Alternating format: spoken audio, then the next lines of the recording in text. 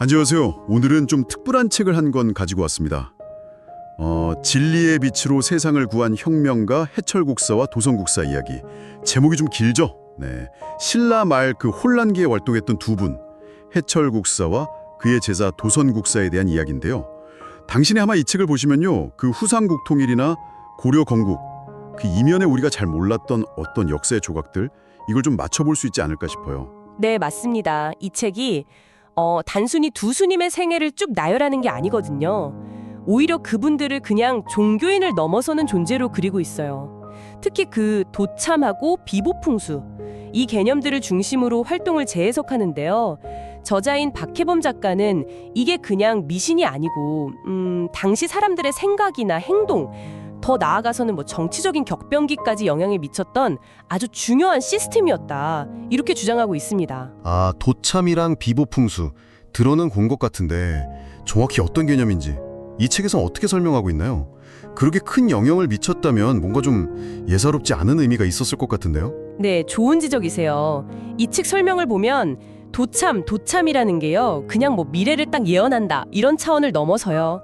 사회적인 어떤 징조라든지 천문을 해석해서 이걸로 민심을 얻거나 혹은 정치적인 명분을 쌓는 일종의 사상적 전략으로 사용됐다고 보는 거죠. 그리고 비보풍수는요. 단순히 그냥 좋은 땅 찾는 개념이 아니라 국토의 지리적인 약점 있잖아요. 이걸 인위적인 방법으로 이를테면 절을 짓는다든지 이런 걸 통해서 보완을 해서 국가나 지역의 기운을 돕고 또 재앙을 막으려는 그런 아주 적극적인 국토 경영 술법 이렇게 해석을 하더라고요. 그러니까 미신이라기보다는 그 시대적인 필요에 따른 어떤 지혜나 전략으로 보는 관점인 겁니다. 아, 그러니까 예언이나 지리 해석 이런 걸 통해서 실질적인 변화를 만들려고 했다. 이런 거군요. 그럼 책에서는 구체적으로 해철하고 도선 이 두 분이 이걸 어떻게 활용했다고 나오나요? 특히 그 후삼국 통일 과정에서요. 예를 좀 들어주실 수 있을까요? 네네, 책에 여러 사례가 나오는데요.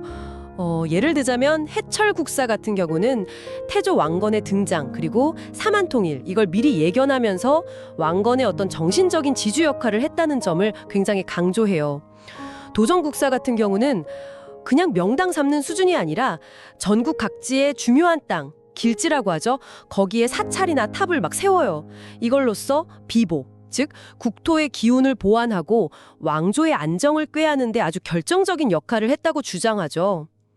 책의 논지는 결국 이런 활동들이 왕건이 후삼국을 통일하고 고려를 세우는 데 있어서 사상적으로나 실질적으로나 기반을 제공했다는 거예요.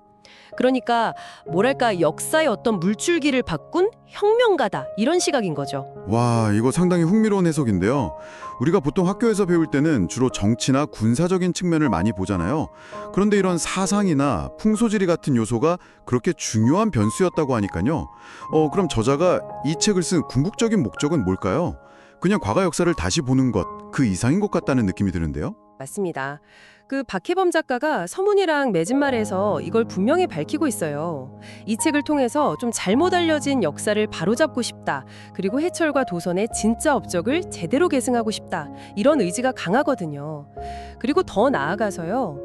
이게 그냥 과거 이야기로 끝나는 게 아니라 그들의 사상, 특히 도참과 비보풍수의 본질을 우리가 제대로 이해하면 지금 우리가 겪고 있는 문제들 있잖아요. 예를 들어 남북 분단이라든지 동서 갈등 같은 사회적인 분열 이런 것들을 해소할 수 있는 어떤 사만 통합의 지혜를 여기서 얻을 수 있다 이렇게까지 주장을 합니다.